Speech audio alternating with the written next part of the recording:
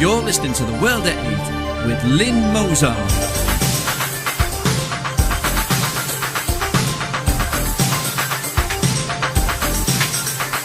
The World at 8, the number one in nationalist news.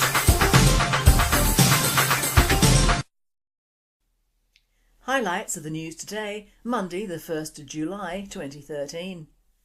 Border agency detained 13 illegal workers in London. UK mosques giving anti-grooming sermons in response to sex abuse cases. GPs preparing to resist health tourism crackdown.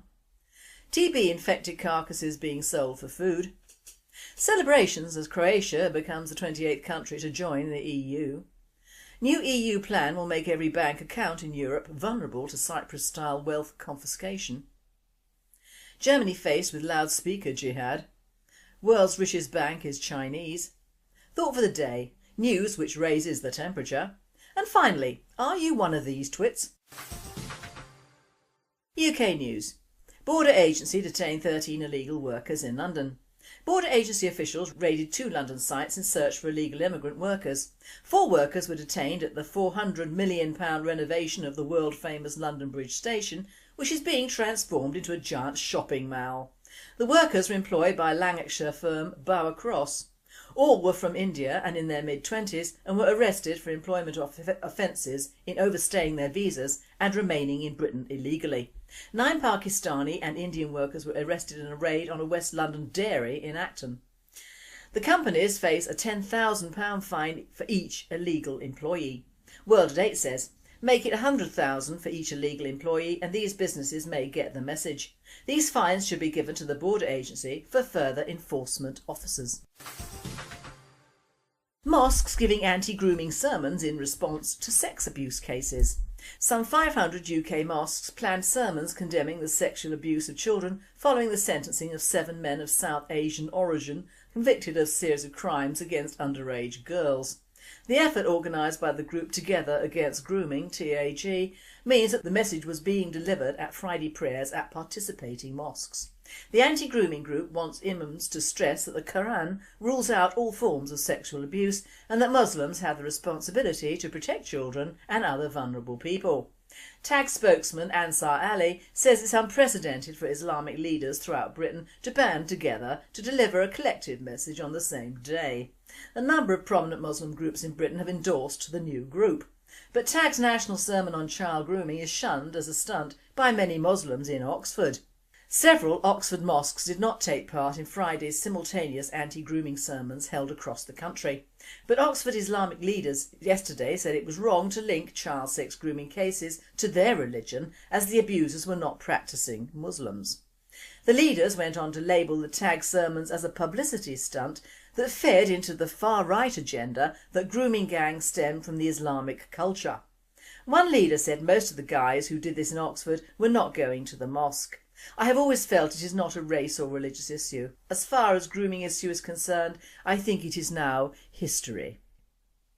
World at 8 says, I saw the film rolled out on TV. Strange that certain well-placed mosques allowed cameras in for this, and of course it was all rehearsed.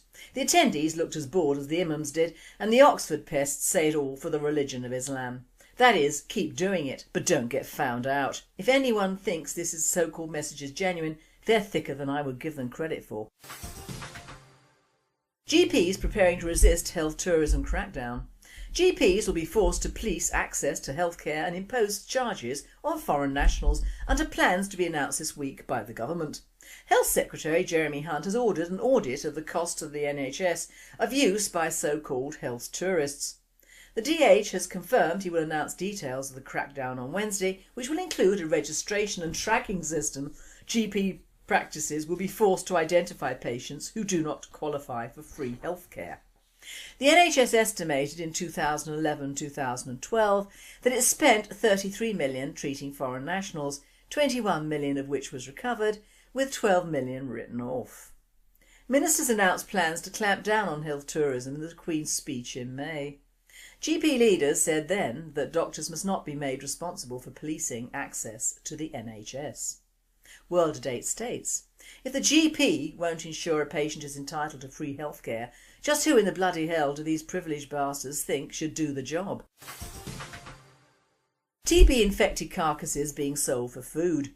Meat from cattle slaughtered after testing positive for bovine tuberculosis (BTB) is being sold for human consumption and earning millions of pounds for the government, it has emerged. Officials have insisted that the meat is fit to eat and have labelled claims to the contrary as irresponsible scaremongering. Last year, DEFRA, the Food and Farming Ministry, sold raw meat from around 28,000 diseased animals, raking in almost 10 million of the 34 million it paid out to farmers in compensation for lost income. Most supermarkets and burger chains refuse to buy the meat, including Tesco, which doesn't take it due, it says, to public health concerns surrounding the issue of BTB and its risk to consumers. However, it is being sold to some caterers and food processors and finding its way into schools, hospitals and the military, or being processed into products such as pies and pasties. Besides Tesco, other major companies that reject the meat include Sainsbury's, Burger King and McDonald's. World at 8 comments. So it's okay to eat horse but not beef. I don't believe that TB can be passed on from eating this meat. It stands to reason it's taking the heat out of the spread of tuberculosis through immigrants, which is a much more dangerous and unspoken method of contracting it, through schools especially. European news. Celebrations as Croatia becomes the 28th country to join the EU. Tens of thousands of Croatians have packed the capital of Zagreb to celebrate the country's entry into the European Union. It's the 28th country to join the bloc. For Croatia, it's a remarkable milestone, given the country was in the middle of a brutal war of independence just 2 decades ago. But the celebrations have been overshadowed by Croatia's economic woes, leading some to question joining a bloc struggling to deal with its own major financial troubles. World at 8 says, oh joy, yet another poverty-stricken, mainly Islamic country for us to feed and accept into the UK. Can't wait for the sodding Romas next year. Talk about the EU getting other countries to do its dirty work in the UK and Europe. New EU plan will make every bank account in Europe vulnerable to Cyprus-style wealth confiscation. Michael Snyder of the Economic Collapse writes, did you actually believe that they were not going to use the precedent that they set in Cyprus? On Thursday, EU finance ministers agreed to a shocking new plan that will make every bank account in Europe vulnerable to Cyprus-style bail-ins. In other words, the wealth confiscation that we have just witnessed in Cyprus will now be used as a template for future bank failures all over Europe. That means that if you have a bank account in Europe, you could wake up some morning and every penny in that account over €100,000 could be gone. That's exactly what happened in Cyprus, and now EU officials plan to do the same thing all over Europe. For quite a while, EU officials insisted that Cyprus was a special case, but now we see it was a lie. International outrage over what happened in Cyprus has died down, and now they're pushing forward with what they probably had planned all along. But why have they chosen this specific moment to implement such a plan? Are they anticipating that we will see a wave of bank failures soon? Do they know something that they aren't telling us? Amazingly, this announcement received very little notice in the international media. The fact that bank account confiscation will now be a permanent part of the plan to bail out troubled banks in Europe should have made headline news all over the globe. World at 8 says, my cup runneth over here, mateys. Am I missing something rather important? Haven't the EU twats learnt that they aren't very good with handling their own money, let alone someone else's? This means although they appear good to give a guaranteed amount at all, it means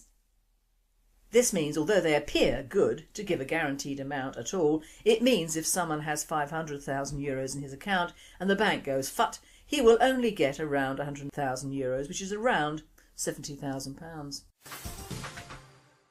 Germany faced with loudspeaker jihad. A Turkish mosque in the German state of North Rhine-Westphalia has begun sounding public calls to prayer from an outside loudspeaker system mounted on the roof of the edifice. The mosque is one of a growing number of Islamic institutions in Germany and other parts of Western Europe, publicly calling the Muslim faithful to prayer 5 times a day, 7 days a week, with cries of Allahu Akbar, God is great. Observers believe a precedent has now been established and that many of the other 3,000 mosques in Germany will soon begin jumping on the muezzin loudspeaker bandwagon. The sonorous prayer calls, known as adhan in Arabic, can be heard from great distances when amplified through electric loudspeakers. Some German towns and cities are actually beginning to evoke the sounds and images of the Islamic Middle East.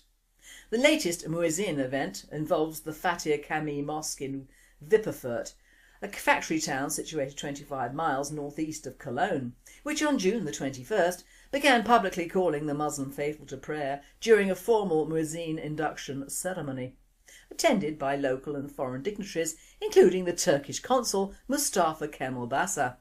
The Fateh Cami Mosque, run by the Turkish Islamic Union for Islamic Affairs, a branch of the Turkish government that controls over 900 mosques in Germany, received municipal approval for a muezzin publicly to call Muslims to the mosque for prayer 5 times a day after Mayor Michael van Rakowski said he wanted to show the world that Wipperfurt takes pride in being an intercultural and interreligious community.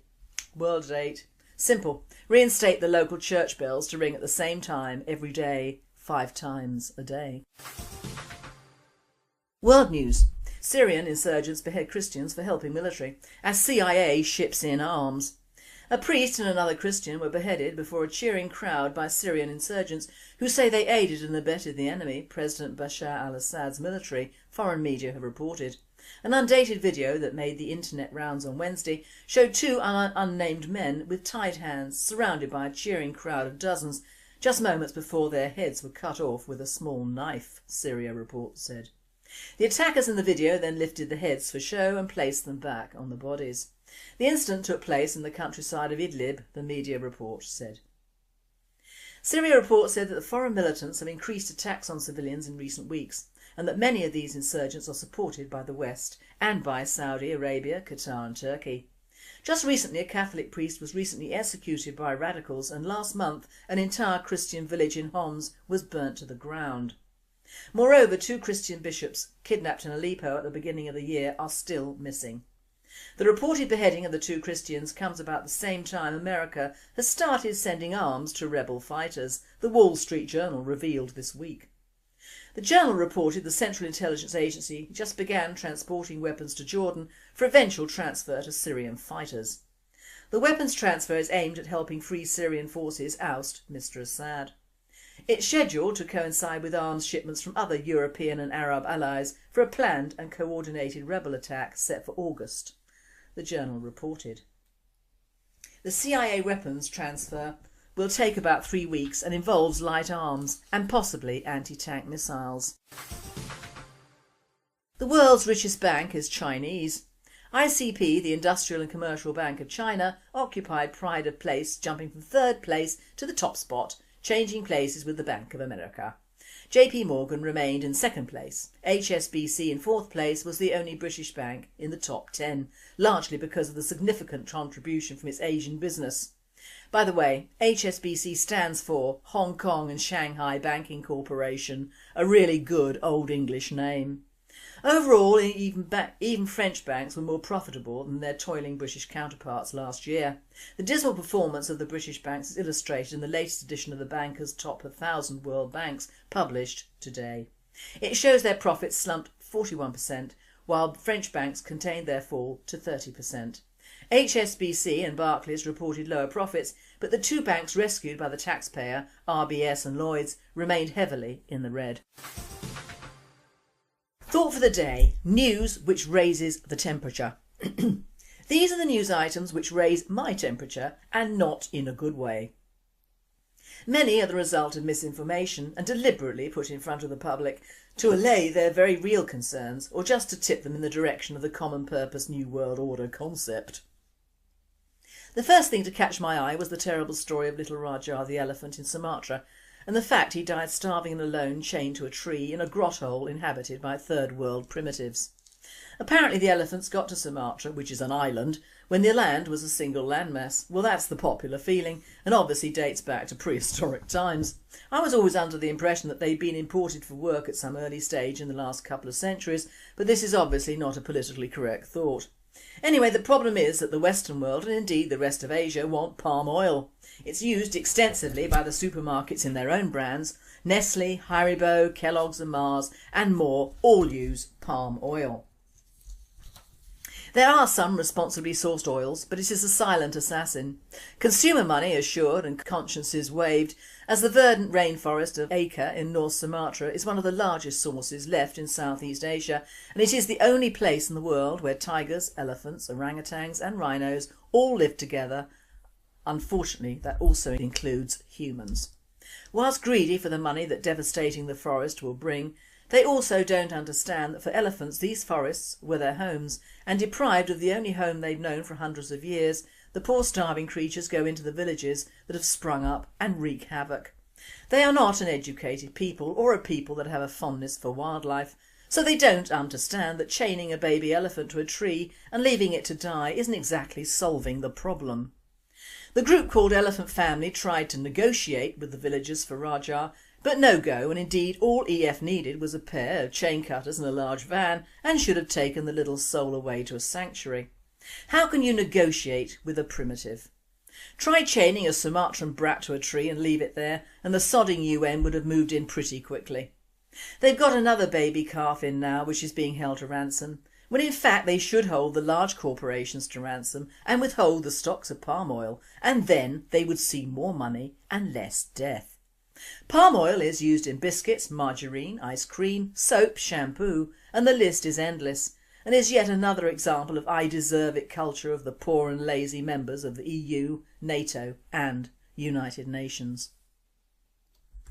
The whines of Winnie Mandela and the fact she still loves him ruined my Sunday, plus the awful picture of her in tribal dress, which apparently Nelson had in his cell during his well-deserved stay in prison. Well, let's hope it still did it for him when good old Winnie was abducting and sexually abusing little boys from the townships and then getting them killed if they told. This same cell has proved a point for a president looking good and thoughtful in one picture of Obama in his native country standing in Nelson's old cell. It might be a good idea to shut the door and lose the key here, I feel, especially in the light of the news that the Assad busters are being trained in Jordan by the American Special Forces, and this has put the wind up the Jordanians for fear of the Syrian sleeper cells being awakened, which is daft because they are already awake, just waiting for the call to jihad. The picture and large page devoted to sodding Stephen Lawrence and the endless tripe given public voice by his parents are a nodding homage to our multicultural landmass, and I'm fully expecting to see Stephen Lawrence elevated to sainthood this time next year. Why? He has fulfilled all the criteria needed by the Roman Catholic Church for sainthood, and that is 3 miracles. And they are: bringing together all the liberal lovies and media in a universal condemnation of a fairly low-key crime, uniting the establishment, media and police to form a firm bias towards black on white crimes, giving a voice to the members of the 3 political parties, which has resulted in a change of law which all the crimes perpetrated against white majorities have failed to do. So does that sound good? St. Stephen, protector of black drug runners and black gangs. It sounds okay to me. The news that Kuwaitis have bought £16 billion of the British assets is rich, as I didn't know we had that many assets left anyway. Apparently on the 60th anniversary of the Kuwait Investment Office being installed in London, Badr Mohammed Al Sayed, managing director, said the KIO now manages more than $120 billion globally compared to only $27 billion 10 years ago. They've invested heavily in BP, Vodafone and the Hong Kong and Shanghai Banking Corporation. Oh joy! This merged with the news that John Longworth, Director General of the British Chamber of Commerce, said that only 1% of BBC members, that is British Chamber of Commerce members, not the BBC, feel that overseas aid is a priority for spending, and how right they are. Mr Longworth says the budget should be cut by at least £3.4 billion, despite overseas aid being ring-fenced from the government cuts in last week's spending review. Note World Data Friday. What didn't hit the headlines was the rise in foreign aid announced by the Chancellor of £800 million 2015-16, bringing the total amount to £11.7 billion. Put this with the increase in foreign parasites to the UK primarily for our NHS services and we have a real problem. Not only do foreign powers practically own all our public services, water, gas and electricity, but their inroads into our actual domestic workings are enormous and far-reaching. The stories of foreigners not even bothering to emigrate here but just do flying visits has been a problem for some considerable time, but much underreported and certainly never acted upon by the Border Agency or any other government body. The Nigerians seem, as usual, to be in the forefront of things being got for free. For many years during the 80s, Nigerian students came over, shagged each other and left the results in council care, especially around Wiltshire. The local authorities at most of these places didn't report it and simply took these babies in and put them with local people, of course at a cost to you, the taxpayer.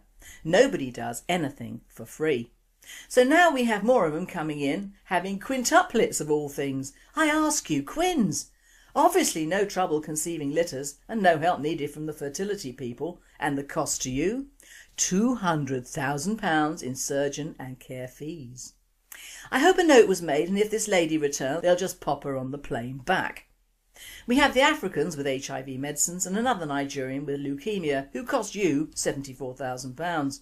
A Seychelles man had neck surgery which cost you £54,000 and an American, probably a black one, cost you £60,000 for HIV treatment. To cap it all, the Surrey and Sussex Healthcare NHS Trust have spent £217,000 on intensive care for one patient last year. Yet the £70 million figure in unpaid bills only represents a small fraction of the widespread abuse. Even the Department of Health admitted that the total was just the tip of the iceberg. All this whilst our own cancer patients are in fear of losing their medicines if the Cancer Drugs Fund is wound up in 2014. The £2 million fund, which began April 2011, has led so far to 30,000 patients in England being given drugs banned on the NHS by NICE, that money-making pharma-backed governing body. So our own might lose their life-saving drugs whilst we're still funding foreigners who come over just to scam the NHS, which is hardly functioning for our own people nowadays. When and where does our generosity stop? So we have baby elephants, St Stephen, Obama, Mandela, Kuwaitis, Foreign Aid and a smattering of published foreign parasites, all of which will never receive the justice they really deserve. And I know that apart from poor little Raja, what I would like to do to the lot of them. The last item is fracking, and in case you think I'm swearing at you, I'm not. Fracking is the word for blowing up various parts of a country to get people an affordable, clean, homegrown energy supply which would free us from unstable regimes. Fracking to that one, I say. There's an anti-green movement now from our government which is backing fracking. In the words of David Davis MP, there's enough shale gas to power Britain, and all our ethnics of course, for a century, and some experts, very well paid no doubt, think this is just the beginning.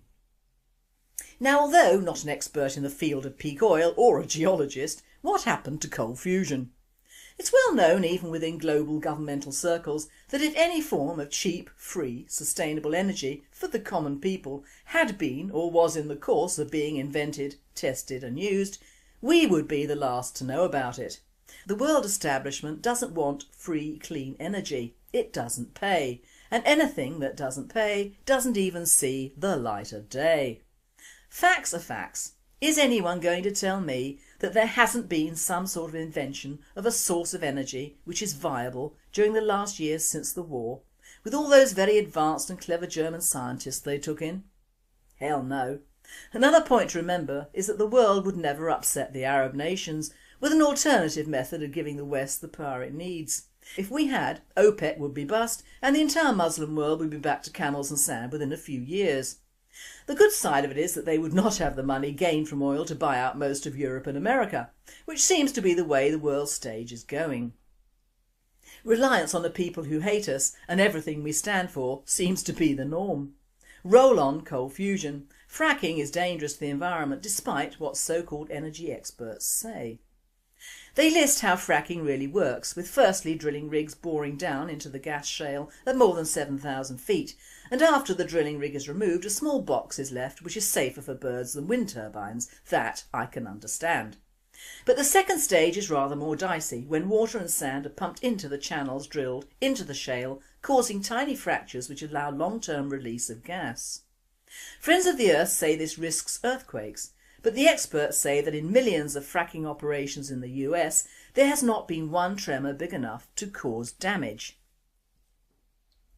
Now, although not an expert, this doesn't make sense, as Chris Wright, Chief Director of Liberty Resources in the United States and one of its biggest investors, says that in Britain the shale beds are more than a mile thick, as opposed to the US where they're a few hundred feet. Now, to a newbie to fracking language, I would have thought if we had a larger amount of earth and rock to drill to our shale beds, which are deeper than the American ones, then our drilling would be more damaging to that area than just going down a few hundred feet as they do in the States. Am I wrong here? No, I ain't. If our shale gas is deeper, then the drilling will be greater and the risk to that area unknown. All the cases where people have quoted answers to concerns are cited in the States, where they've admitted circumstances are very different. Do you think our government will listen? No, it's buyer beware. Our governments and any governments, political bodies, quangos, committees, research groups, reports and investigations are all heavily biased in the direction of preserving the Arab world and its money for the future. They are not biased in favour of the common man of any country or creed who doesn't have the money to argue or put his case. And that is a sad fact on how low civilised society has gone down. Remember, it is the love of money above all things that is evil, not necessarily capitalism, communism, socialism, fascism, religion or humanity. It's the begetting of cold hard cash that is now the ruler of the world. And finally, are you really one of these twits? It's reported in the Telegraph and agencies that men try to impress their friends almost twice as much as women do by quoting Shakespeare and pretending to like jazz to seem more clever. A fifth of all adults admitted they try to impress others by making out they're more cultured than they really are, but this rises to 41% in London. Scotland is the least pretentious country, as only 14% of the 1,000 UK adults surveyed had faked their intelligence there, according to Ask Jeeves research. A spokesman for Ask Jeeves said, "We were surprised by just how many people think they should go to such lengths in order to impress someone else. They obviously think they'll make a better impression if they pretend to like Beethoven rather than admit they listen to Beyonce or read The Spectator rather than Loaded." Social media and the internet means it's increasingly easy to present this kind of false image about themselves. But in the end, if they're really going to be liked, then it's going to be for the person they really are rather than the person they're pretending to be. Social media also plays a large part with people sharing Facebook posts on politics or retweeting clever tweets to raise their intellectual profile. Men were the biggest offenders, with 26% of men admitting to acts of pretence compared to 14% women. Top things people have done to seem smarter. Repeated someone else's joke as your own. Oh yeah, we know one of those.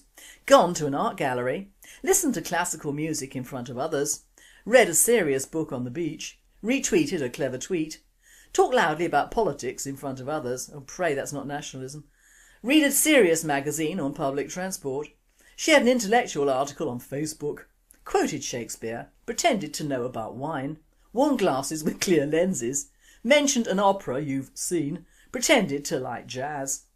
This presenter says, oh dear, well you cannot believe everything people put on the computer, can you? But really, how very sad. It just shows how certain publicity feels influence in our everyday life, doesn't it? You've been listening to The World at 8. I am Lynne Mozart and I wish you all a very good night.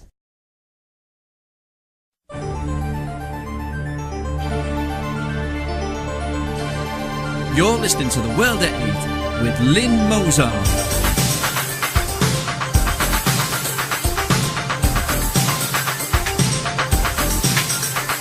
The World at 8, the number one in nationalist news. Highlights of the news today, Monday the 1st of July 2013. Border agency detained 13 illegal workers in London. UK mosques giving anti-grooming sermons in response to sex abuse cases.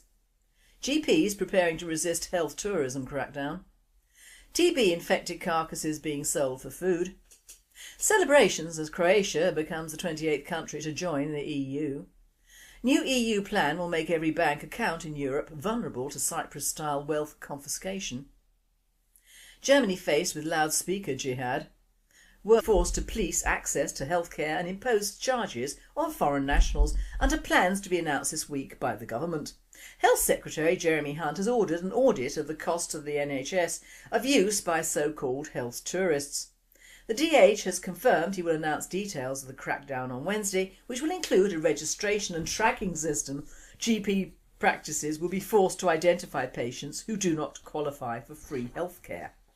The NHS estimated in 2011-2012 that it spent £33 million treating foreign nationals, £21 million of which was recovered, with £12 million written off. Ministers announced plans to clamp down on health tourism in the Queen's speech in May. GP leaders said then that doctors must not be made responsible for policing access to the NHS. World at 8 states.